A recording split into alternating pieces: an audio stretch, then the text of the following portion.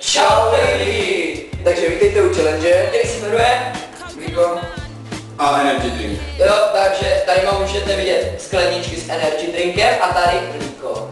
Takže to úplně uší srdce. Já to budu nahývat. Ne, tady je Vojtíšek, aby, protože on vlastně pro něho to je takový čas. Já mlíko nepiju, nikdy jsem nepil a takhle neumím ani nalívat. Aha, já mám volen. Ne, počkej, vem tu kameru a ukazuj to, jak to tam je. Počkej, dělej.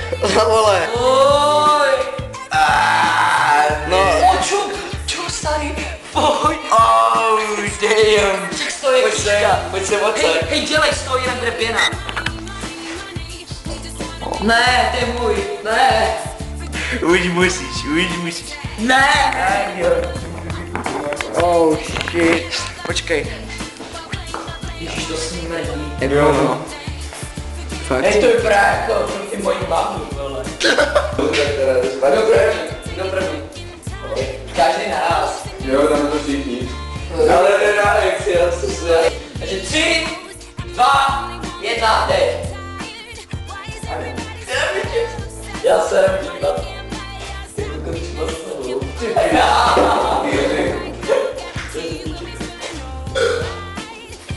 Jo, vole, já tady jediný.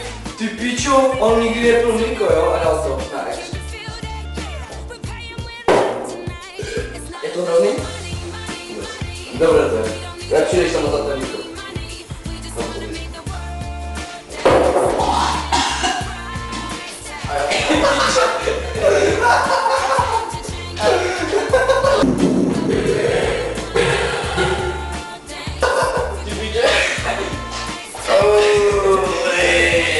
Mě napadlo toho posledního.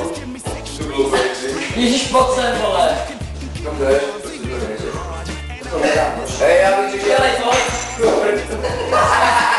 Ježišmarja, natočíme video. To nedám, ale.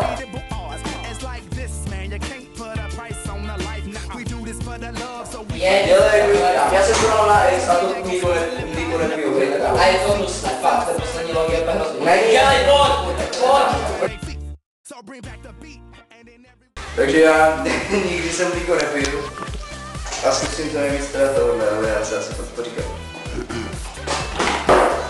Jo, takže mám tady servis, neukazuj to, nebo se pak neříkám.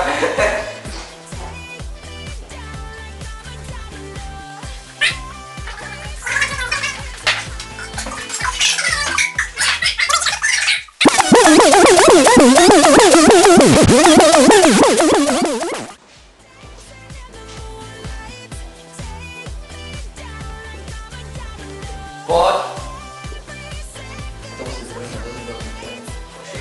Já bych třeba nesněl, že tam je straně jak chcem.